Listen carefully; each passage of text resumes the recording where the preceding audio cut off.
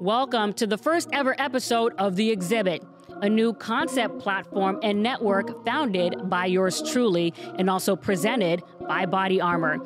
Now, this new concept platform will seek to illuminate the center stagers and the thought provokers in society while also bringing real attention to everyday people and their real life issues with raw black and white lenses in a new creative style. Now, joining us for the first time on this set in person is Super Bowl champion, 7-time Pro Bowler, and 3-time All-Pro safety Earl Thomas is in the building. But first, joining us via satellite is rookie starting quarterback Drake Maye from the New England Patriots. The debut episode of The Exhibit is brought to you by Body Armor Sports Drink. Real hydration, real ingredients, packed with electrolytes, vitamins, and nothing artificial. So we are pleased to welcome in Patriots' new starting quarterback, Drake Maye, into The Exhibit. How you doing? What's going on, Justina? Doing all right? We're hanging in there. Got a good win on this Sunday, and back in the building these past 2 days, just getting ready for LA this week. Well, listen, I appreciate it. And obviously, speaking of the win and speaking of you being a starter, I just wanted to know, how is it feeling right now just to be the starter of the New England Patriots? Yes, ma'am. I think there's a lot of work put into it. I think it's a big responsibility being the starting quarterback for the New England Patriots. A lot comes with it, and just trying to take full advantage of it. A lot comes with, like I said, being the starter. We've had great quarterbacks who've played here and had a tremendous amount of success. In this building, there's been a tremendous amount of success in the past. You know about the Patriots dynasty and all that. So I'm just trying to do whatever I can to help us win on Sundays and get a rapport with the guys and try to do my best to fit in with those guys. In fact, we're doing a pretty good job and still got some work left to do throughout the season, but I feel like we're building toward something right. All right. Well, speaking of success, what did it mean to you personally for you and to also lead your team and getting that win over the Chicago Bears, particularly when you consider the extra factor of it being Caleb Williams, who obviously was selected #1 overall as well as a quarterback? No, I think it was just a big win for us in general. I think we needed 2 of our last 3, we found a way to come up with a win and something to build on for us. So I think anytime you're facing somebody drafted in the same class, especially quarterback-wise, there's a little bit extra to it. I think it's something that you pay attention to a little bit, but at the end of the day, just glad we got the win in general. Our defense, they played their butts off, and we did enough offensive side to get the job done, but we're proud of those guys on defense and proud of us, those guys up front, especially on offense, for getting the job done. Well, I was reading some of the clippings from the local press and even just the media, and I heard some of them saying that in their minds, and obviously this is their opinion, that they feel like the Patriots got the better quarterback and the better leader. What comes to mind when you hear things like that? Oh, I think it's an honor to hear that, and hopefully the guys and the people in this building feel that way. That's the goal coming out of it. But at the end of the day, I know Caleb's a great player, and he's got a bright future ahead of him. So looking forward to hoping some more matchups down the road. But just trying to do everything I can to worry about being the best player for the Patriots, and at the end of the day, being the best person on and off the field here in Boston. And when you see how the quarterbacks, especially in your class, are playing, right? What do you think it means as far as, how much it is important to have the talent versus the actual environment that you're in, as far as how your respective quarterbacks are playing in your class? No doubt. I think, every quarterback comes into a different situation.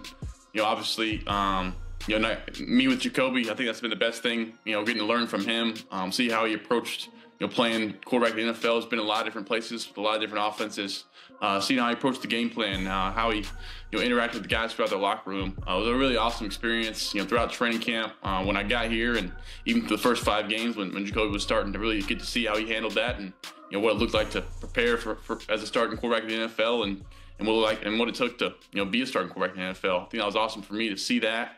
And from there, kind of, adjust of, what things I may do differently, or, how he studied the call sheet, how I can kind of implement that in my studying the call sheet. But I'm just fortunate to be here and be in this place and, be a New England Patriot. And I think, those guys you see around the league, some other quarterbacks are having some success. And, Jaden and Bo and Caleb, those 3 that have started, they're all doing their thing. And it's pretty cool to see our class of pretty much overall class of, putting some winning football out there. And looks like, hopefully we got a lot of matchups down the road between, our rookie class. When you think about the experience that you've had over the first, 5 games, and you look at what has transpired, do you think now potentially that you would have been ready week 1, or what is it that you've drawn over this window? I think that's, something that, what ifs, if I was ready or not. I'm just, I think when my name was called, my number was called. I was ready from that standpoint, and was preparing like I was going to be the starter from week 1, regardless. So I think it's easy to look back and say, if this, if that, but I'm just, glad to be in the position I am, and fortunate enough to have, a guy like Jacoby be in that room with me. What comes to mind when you think about your relationship with Gerard Mayo? Coach Mayo, I think, from the first time that I met him, up here, and first really at the draft, the combine. The combine is the first time I sat in that room, and just seemed right off the bat a player's coach. Player who played in this league and played for the Patriots. I think that always means something when you come back and coach your former team, and you won a Super Bowl for that team. It's always a little extra for him, I'm sure, coaching for the New England Patriots, being played here, and just having him around and knowing that he's gone through it. He's been on those practice fields, those tough practices in the summer, and running those hills after practice, and knowing that he's been through the same thing that we're experiencing now, and kind of the experiences he's had. It's easy to play for a guy like that, and the locker room's kind of been, just big Coach Mayo fans in general. I think they're just, the camaraderie. You haven't lost that. We haven't had the exact season that we've wanted, with our record. But I think the guys are still, coming to work every day with an upbeat, mindset, and still coming to work and play for Coach. So I got a chance to meet you and your father in Las Vegas at Super Bowl when I was hosting the Cigna event with yourself, Jordan Love, and Eli Manning. And obviously, you're impressionable, and so is your dad. I'm curious, when you think of your relationship with him, what is it about that is kind of imparted into the man that you are and the leader and teammate that you are that comes from that, would you say? No doubt. My dad's been a huge part of, my growing into a young man and growing into the football player I am today. I think he's probably be happy to say that, one of his 4 boys ended up being a football player. Obviously he played quarterback in North Carolina, and, had a short career in NFL and went on to play in the World League and all that. But he coached all 4 of us, growing up in football. He loved coaching us, and, thankfully the last one, the bringing up the rear, the 4th child, and being the quarterback. So I'm sure he'd be happy to say that, and that ended up happening. But really, I think just my dad was always there, loved coaching us, wanted to coach us, really until we got to high school was kind of when he let us go, and that really said kind of figure it out on your own. And but till then, he was always, he always coached us the hardest. I think that's what the one thing I say about my dad. I think it's easy for, a dad sometimes to kind of baby their son out there and always think he's doing the right thing. But, my dad took it away as, hey, I'm gonna coach my son the hardest and prove to, these other, kids around that, I'm not gonna, be the, really the father's, the father's coach, and, daddy's coach, and whatever, all the terms you can go with it. So just having a guy throughout my career, as well as I got to college, and now even in, the NFL now, who's played the position, been in these quarterback rooms, knows what it's like to take a hit and get back up, and battle adversity, throw an interception, go back out there, jog back out to the next drive. Just really been fortunate to have, really a guy I looked up to, and that just happened to be my dad, be that part of my life. And I can obviously see how much he means to you. Obviously, I got to see it up close and personal as well. I'm curious, too, as you reflect over your life, because you seem like you come across so, go lucky and really easygoing. But I want to know about anything that comes to your mind when you think of any adversity that you've been through that also grounds you, because, you do have grit when you're out there on the football field, too. It's not just Chipper, former Tar Heel Drake Maye out there. You have drive. And so when you think about something that you've gone through that has sharpened that edge, deepened that drive, especially when it comes to adversity that you've encountered, what do you feel like that is when you reflect back? No, I think just growing up being the youngest of 4 boys, I think we grew up in a competitive household. I had 3 older brothers that we're all successful athletes, and really wanted to come out and on top and win. Whether it was 2-on-2 basketball in the driveway, nowadays we're playing golf or some of the less physical sports. Don't want to get each other injured or something physical. My parents make sure to keep that not as physical today. But I think anything growing up and just being that's kind of the run of the family for a little bit, and did really hit a late growth spurt once I got to high school. But just having to find a way to being the last pick and growing up and 2-on touch or 2-hand touch football in the backyard or 2-on-2 basketball, and always be the one, who's got to play with Drake. I think just growing up and having to find a way to fit in and kind of earn the respect of my brothers and translating that to being the youngest, now being the youngest in the locker room now, just kind of earning guys' respect. I think you kind of relate that to how I grew up and being youngest, being around older people all the time and kind of navigating that way. And that's kind of been a huge help for me. And those 3 of my best friends are my brothers, and can't thank from them enough for what they've done for my life. And I don't want to forget your mom either. I don't want her to call me and say we forgot mom. So, is there anything that moms has said to you right before a game that stuck with you? I know I remember interviewing Stephon Diggs so many times, and he kneels down in the end zone and, says something for his late dad and what have you. Is there something that mom has said to you that touches you before each game? Yeah, my mom's the rock of our family. I think she's really the best athlete in the family. She doesn't really show it anymore. She still plays golf with us a little bit, but my mom's been she really grew up in a locker room. 4 boys and my dad who grew up and playing football and sports, so she had it tough. But I think the biggest thing my mom's on is on body language and being a leader. I think that's kind of where I get kind of the vocal part of me. My dad's a little more reserved and we're really competitive. My dad's still competitive, but kind of more reserved. And I think he always wants to win, but he kind of shows that more in how he works and how he competes. And then my mom's kind of more vocal. We'll come out and get on you or was screaming in the stands. So I think that's my side of my mom that I got a little bit.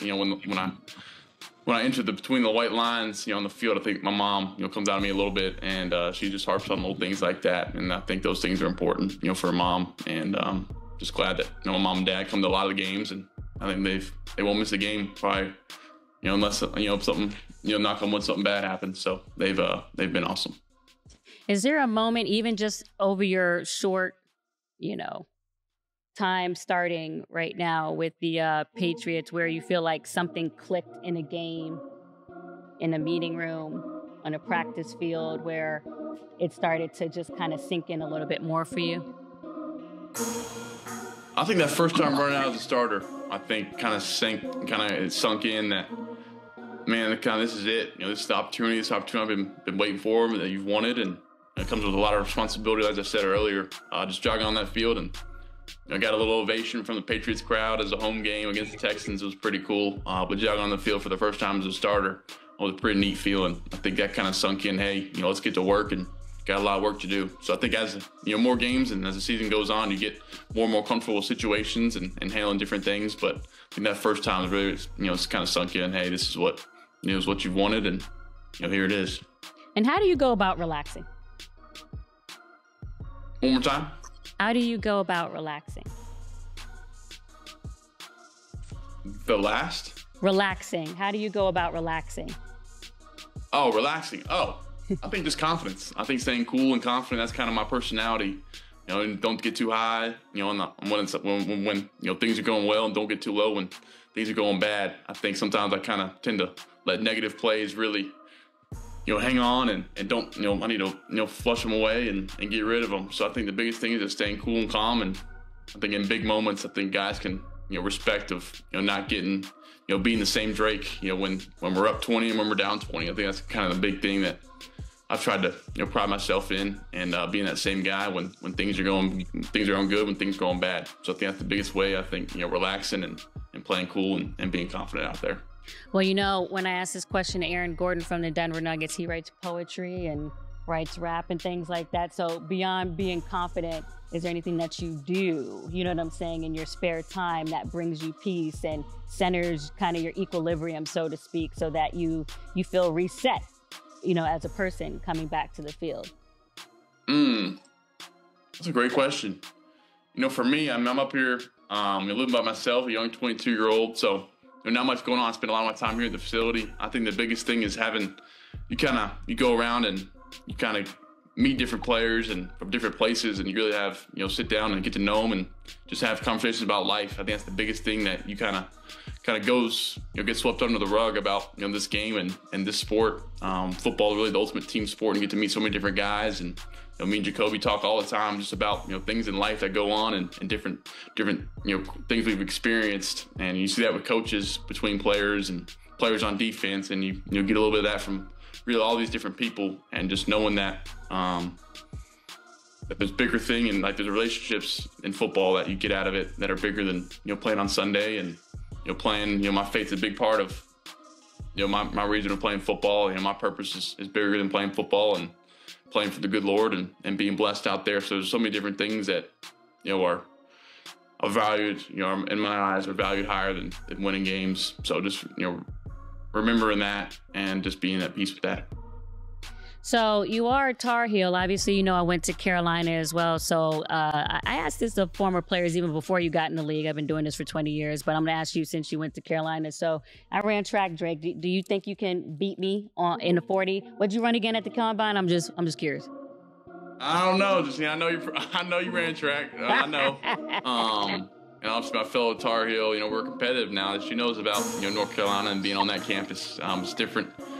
Different level of success is expected, being a Tar Heel. So I didn't run the 40 at the combine. I know you ran track, so I'm always going to take myself. Just, I know we're both Tar Heels, but I'm going to take myself. You're going to take yourself? Roddy White lost. I think Mike Bell lost, and I think Dre Bly lost. Or at least that's how I tell it. So I'll go ahead and give you a 4-0 on that. But listen, last question, because I know you got to get out of here. You guys have the Rams coming up next. What are you most kind of looking forward to with respect to that matchup, or what at least stands out about what you have to do to prepare in order to come out with another back-to-back win after Chicago?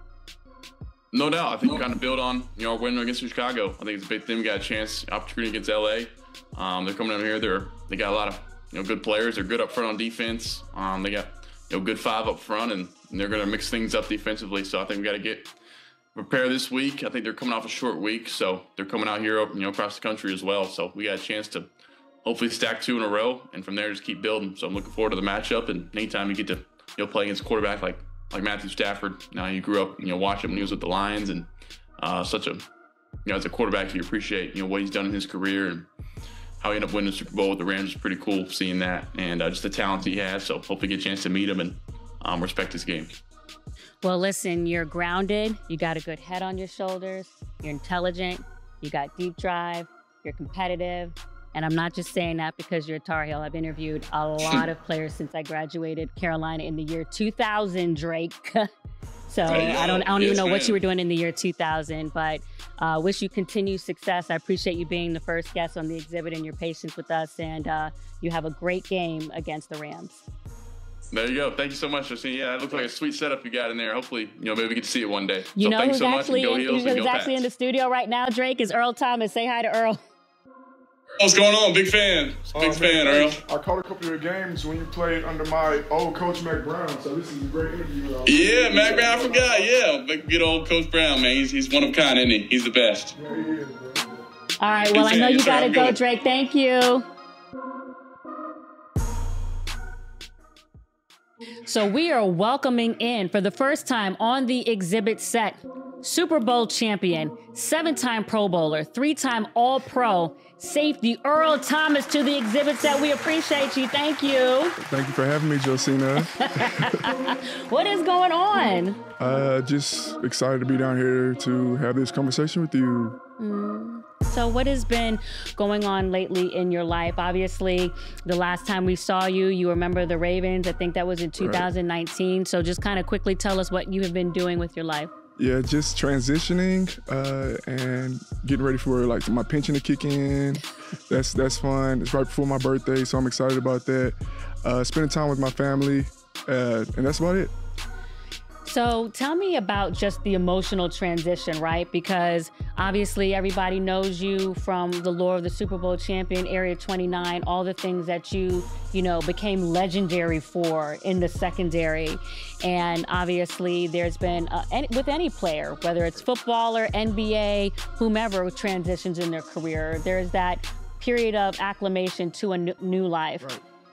Let's talk about that. Emotionally, honestly. Yeah, that's a really good question. Thank you. Just finding ways to be competitive now in life. I definitely missed the game.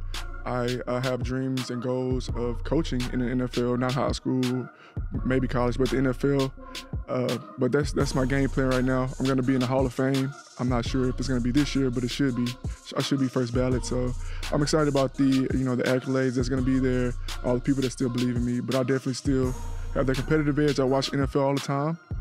I put my best foot forward on the team that I want to win, and most of the time I'm very, very accurate on who I want to win. So that's just my big backpack that I pack on my head to say that, hey, I can be a coach in this league, I can be a defensive back coach, and I can definitely be a head coach one day.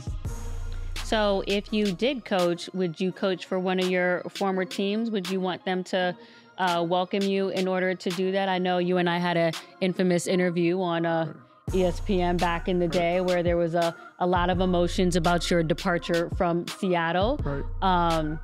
Do you think any of your former teams would welcome you as a coach on their staff? I definitely would think that one of my former teams would welcome me with open arms. They know how hard I work. They know I can get the best out of guys.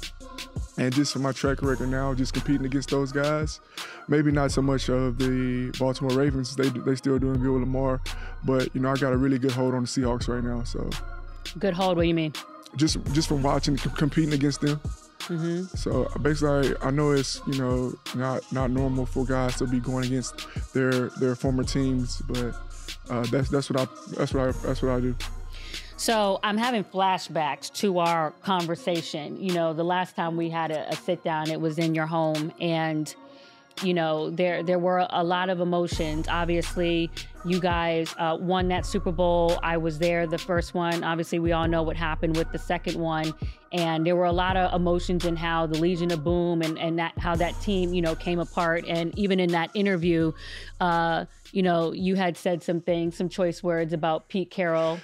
We all know about the middle finger that went up as you were leaving the field in that infamous time. Have you talked to Pete Carroll at all since we did that interview? I think me and Pete are on great terms. I think that chapter where I had stuck the middle finger up to the team and said what I said about Coach, I think that's over. I saw him actually do an interview with one of my ex-teammates, still my teammates, KJ Wright.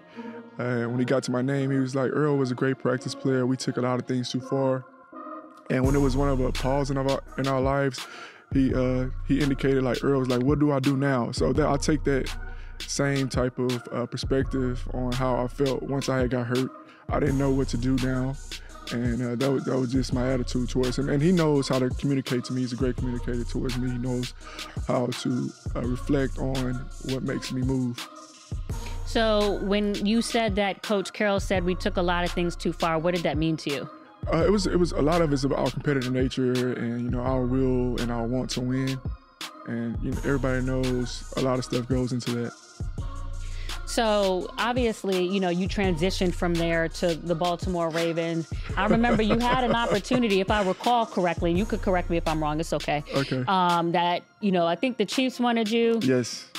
You see, I remember things out.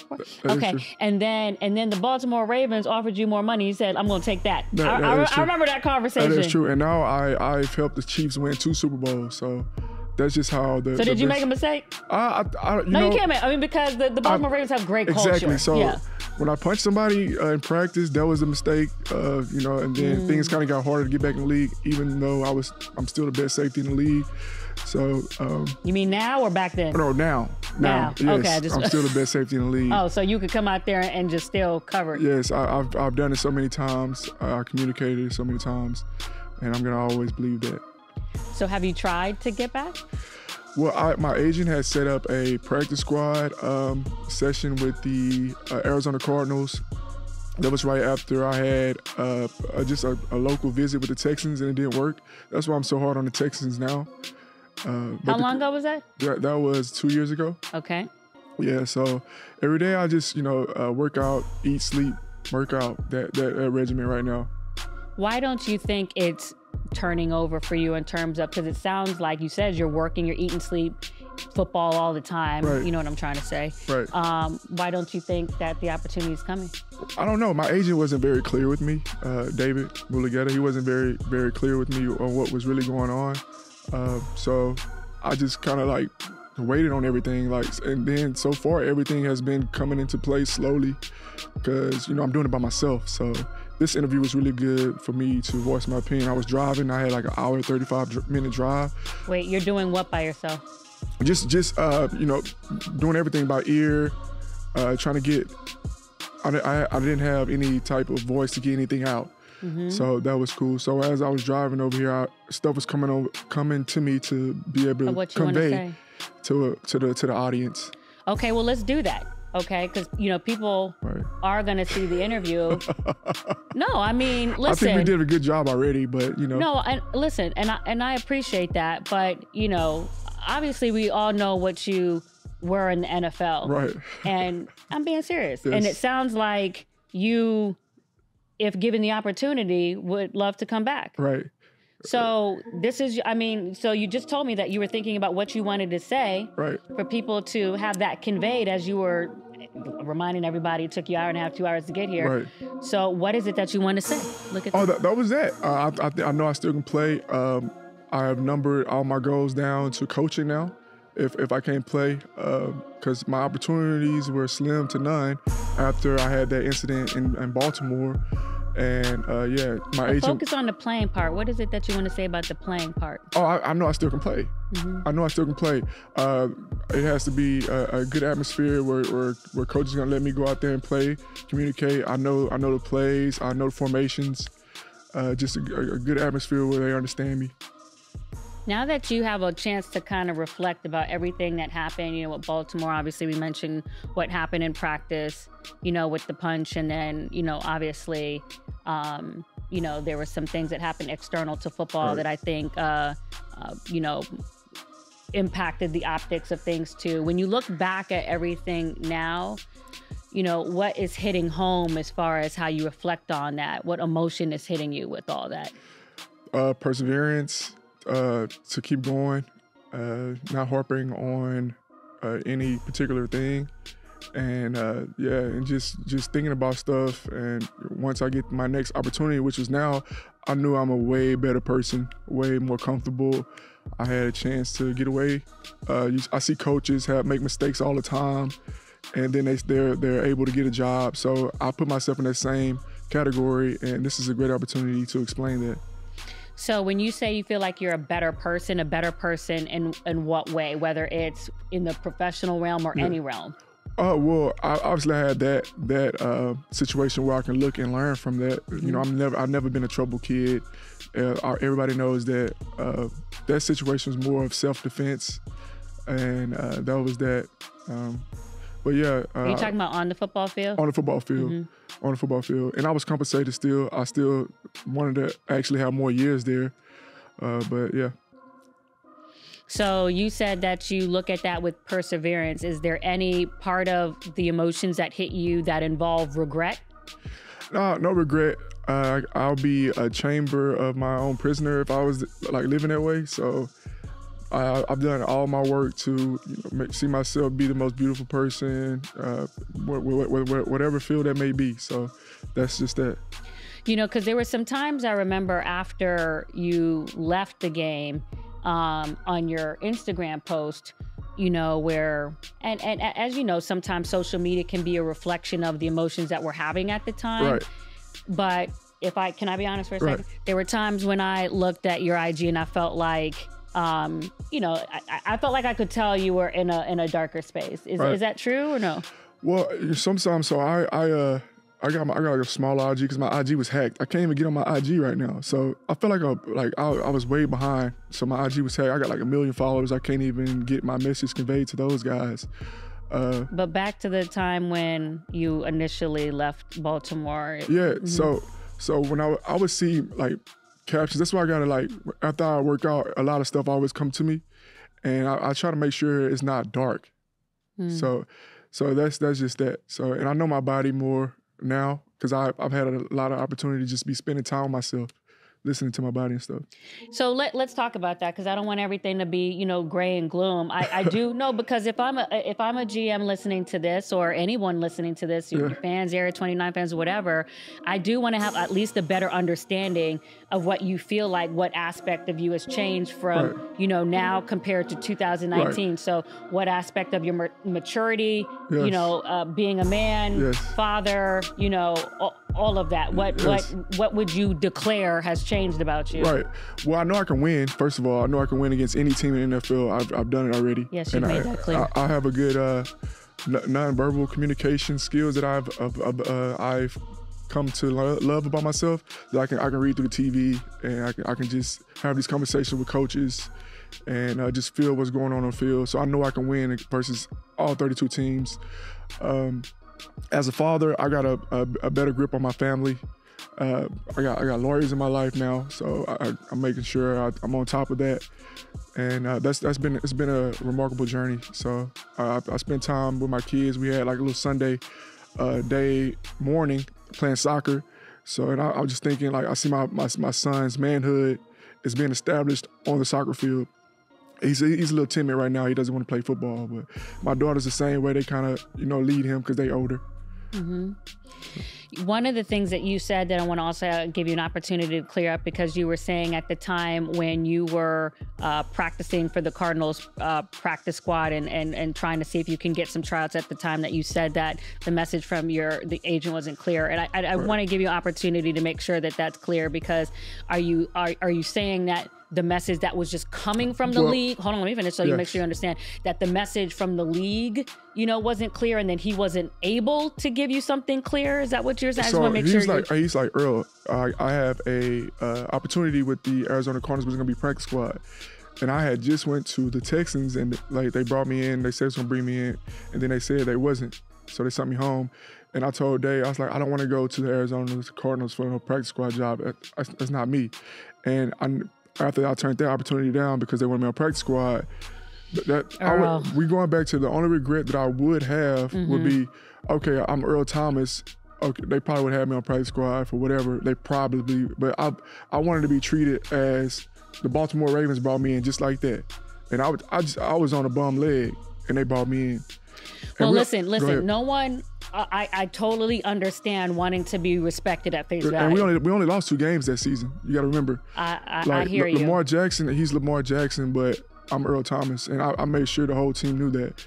So. Okay, and what I'm trying to show you is I connect with you on that, as far as wanting to be taken at face value, right? And, you know, wanting also to feel like any which way that you're compensated is commensurate with that value. So I totally understand. But I would say, just to also play devil's advocate to what you said, that I feel like at least over the last 2 or 3 years in the league, maybe a little bit beyond that when you were coming out, that there seems to be more of a move, regardless of a player's status or stature, to initially put them on practice squad and then activate them to the 53-man. I wasn't. As a measure of, pardon me, as a measure of acclamation. You see, like real talk. I understand that. So that's what I was thinking. Yeah. So my agent didn't take me. So I don't want to blame him too much, but like he's my agent. He has to baby me in those ways. And like, Earl, you're not seeing the proper like legal paperwork or like the terms that you need to see. I didn't take it as you're blaming him. It sounded like the message was unclear. This is how he gave it to me. He's like, Earl, you're going to be on a practice squad. He never said anything about me being activated. And I was like, I don't want to be on the practice squad, so that's not my team. So that's what happened.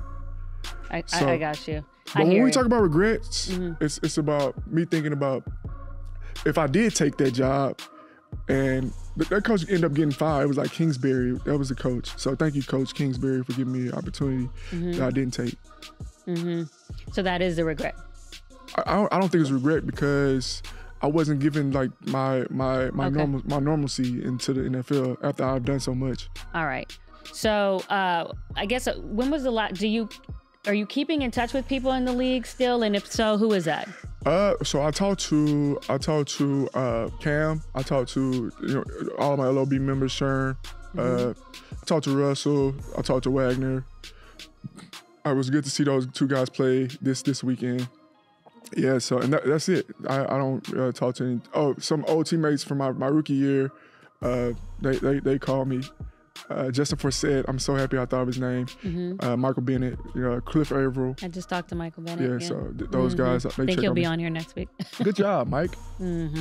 But and lastly, because I'll make sure everything is clear too. Obviously, your agent has done a lot for you in terms of getting you big contracts over the course of your career. Yes. So anything you want to highlight as far as commemorating that? So I want it to be clear you have respect for him. Oh yeah, I definitely have respect for him. That's why I've been like fighting my good fight right here, and it's been I'm cold, so I know I'm like that. So I'll just keep winning on the low, and when I get my opportunities like this was a great connection to the league, because you're Josina Anderson, everybody knows you, so this is a good interview for me. What would happen to you mentally or emotionally if you were not a first ballot Hall of Famer? What would happen? I would just know that I'm better than Ed Reed, I'm better than Troy Polamalu. Yeah, that would just be that. Excuse me? Yes. So how do you think Ravens fans and Steelers fans are going to react to that comment? I beat the Steelers. It was a crazy thing that happened with me and the quarterback. That would be the only big thing that happened in that game where Steelers fans would remember me. I didn't play the second game. I set out that game, and then I came back to playoff game. Stick to the question. How do you think Steelers and Ravens fans will react to that? I'm just saying they didn't have they only got me one year. We lost 2 games that year. To the comment that you just made about the fact that I lost 2 games as a Raven. That you're better than you. I saw my listen, shot. I'm alive. Listen, I'm keeping you on track, right? Right. To the fact that you said that you're better than Troy and Ed Reed. Yes. Okay. So how do you think fans will react to that? They got to know my game. I know a lot of Seattle fans would agree. I know for sure that 2013 team that we don't win a Super Bowl without me. We don't go back without me either. So that's just that. Okay. So and how would you feel if it didn't happen beyond just declaring that you're better than them? Is that something that you would protest or I wouldn't have a protest problem it. with it? I wouldn't Loose protest leaf it. over? I wouldn't protest it. I just know that I'm a first ballot Hall of Famer. I came in with Eric Berry. Eric Berry is a good safety. Who else they got? Who else they got this decade that's like that? Nobody.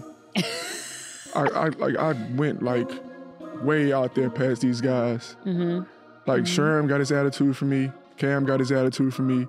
Like every time they get mad at me for saying these things. That's why I don't like to go into detail about these things. But I just know for sure. Like I saw like the older career of Ed Reed, the older career of Troy. So based on what I saw from that, I was like, I'm better than these guys. Let's transition to you as a fan, because I know you big time watch, the NBA, and obviously you let me know before, the interview started that you're still watching the NFL. You mentioned your former teammate Bobby Wagner with the Commanders, who, man, that team. I'm a DMV girl. They're certainly casting. Good job. They're certainly casting and exercising out old demons that were, around the organization before. How does it feel seeing Bobby Wagner essentially, still living it out with the team that's being successful, especially when you yourself want to get back? Real talk. So when I'm attacking the defense, I don't really see the whole. I don't really see one player. So I'm more of like these guys just got X's on them, and they're moving on however I'm trying to attack the defense. So after the game and before the game, maybe like the night before the game, I'll think about, Wag's gonna be a part of this, and Russ probably be in my ear through my dreams, and he's gonna be a part of this. But yeah, it's cool to see those guys still battling it out. But at the end of the day, the bigger goal is to get past all that old stuff and start my new journey, my coach career. But what I think is cool too is just seeing Russell Wilson have this, new age, I don't know how you call it, renaissance with the, since he's become a starter with the Pittsburgh Steelers, particularly when you consider all of the... Justin Fields did really good to start it off. And Correct. To keep everything right where it needs to be, and then he's been taking good care of his body. But what do you think about Russell? Because Yes. Russell, obviously he's accomplished what he's accomplished, being a Super Bowl winner. Yes. But he's also, as many of us in life, the targets of, talk, people that, have things to say, Yes, he clap at him understands. for Yes. how he, was portrayed or came off to people in Seattle, Yes. which is old news, but just to, give context to the Yes. question. So when you see him, kind of now deflecting all of that and still, Yes.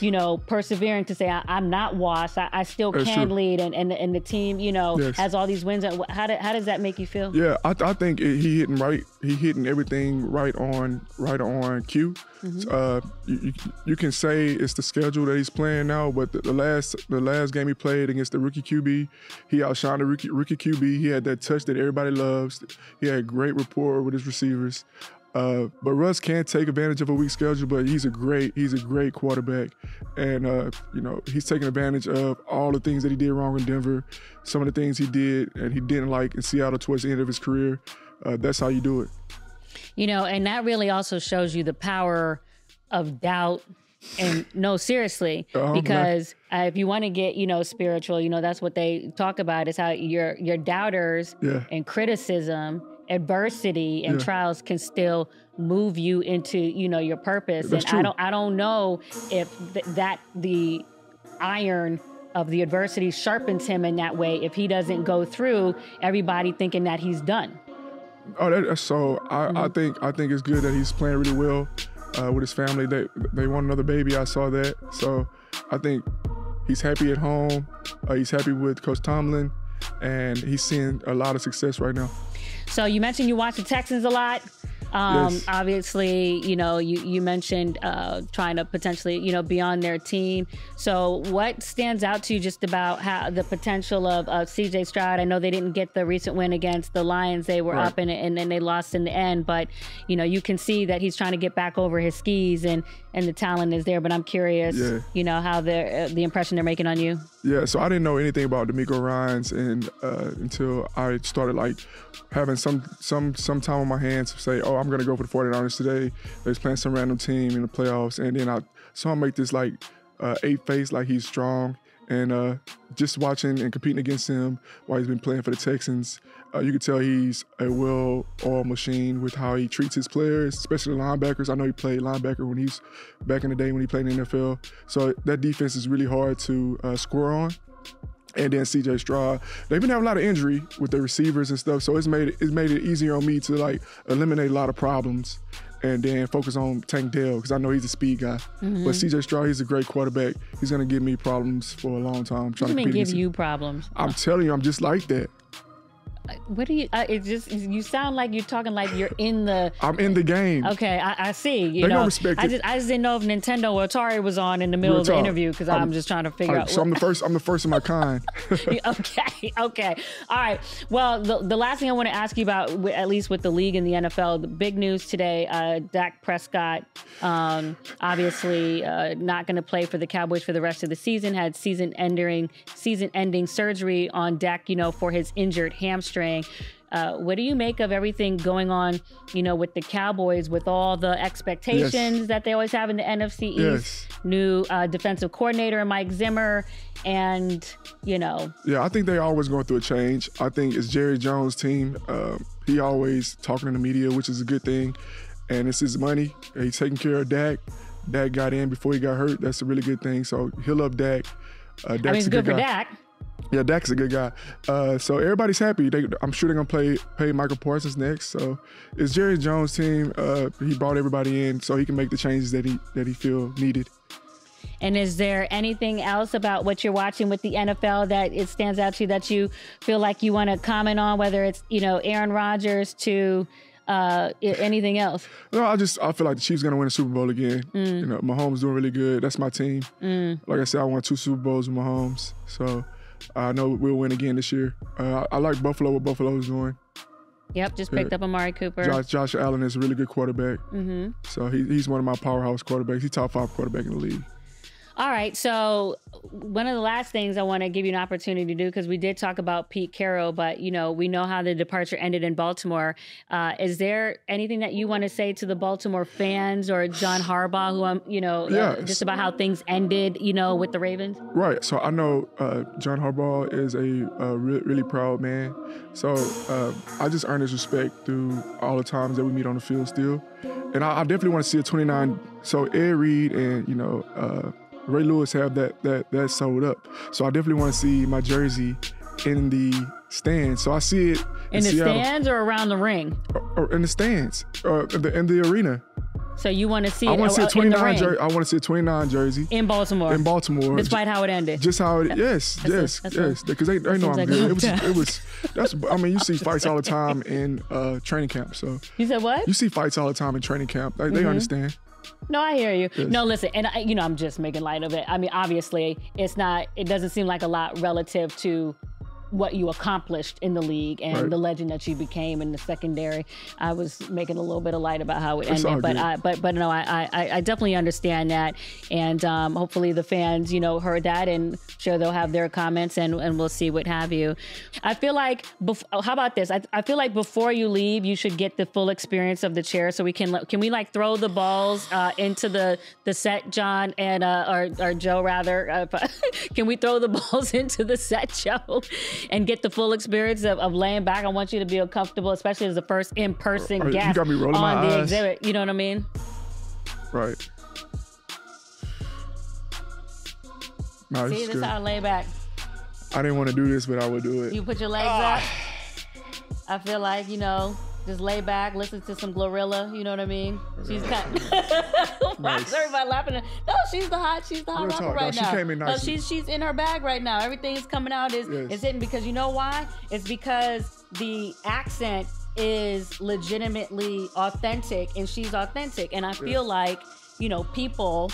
She's under Yo Gotti, right? Huh? She's under Yo Gotti. I don't know about all that. Yeah, so Yo Gotti he's a serious guy. Okay. He's not about to play with like the people that they put money into. So luckily I've been just in tune with that.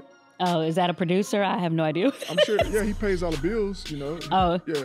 You what? He pays all the bills. Uh-huh. So that's who gives her money, like the owners of teams, NFL teams. Mm-hmm. All right. Well, listen, I appreciate you, coming through, blessing us with your presence, making the 2-hour drive to, seriously, to come up here. Real talk. I asked Earl last minute to come up here, make sure we had someone in these seats for the first, for the first episode. And I know you appreciated your interaction at the end of the Drake Maye interview. You're pressing me to make sure you... I'm telling you. So I watched Drake Maye when he played for North Carolina. Mm-hmm. And I had a lot of opportunities to show him my greatness. And he went on like a 7-0 spree. It's kind of hard for him now. So he went on a 7-0 spree because you showed him your greatness? Yes. So it's kind of, that's why, did you see his face? Did you see his face? It was a warm conversation. I'm not saying it wasn't warm. Right. I'm just saying, so, you're very confident. Exactly. So I just trust that. Okay. Well, listen, I appreciate you coming on. So Earl, thank you. Make sure that you come back again. We give you another invitation. If there's an opportunity. Yes, you become a coach in the NFL. Remember, started here first. And, bro, I'm telling myself these things, and this is what I need to do. I'm all about manifesting. That's a good job. Yes, that's what you should do. Yes, ma'am. We appreciate your time. Thank you, Josina. Thank you, Earl. Well, thank you for joining us on the first ever episode of The Exhibit. We want to give a big shout out and thanks to New England Patriots quarterback Drake Maye, and also the organization for facilitating the interview and, quite frankly, having a lot of patience with us. And also for Earl Thomas coming in studio and being our first guest in person as well. Thank you for that. Want to make sure that you pay attention to all of our channels, website, www.theexhibitconcept.com. You can check us out on our new platform. All of our core content will be there, and we'll link to our social channels as well, at The Exhibit Concept for Twitter, The Exhibit Concept on YouTube. We'll have TikTok pages and Instagram as well, so make sure you check everything out there as well. And our next guest coming up on episode 2 will be Michigan Secretary of State Jocelyn Benson. We'll also have other surprises as well. This show will talk about sports. It will also take you into different genres of interest as well. So stay tuned for all of that, and we appreciate your time.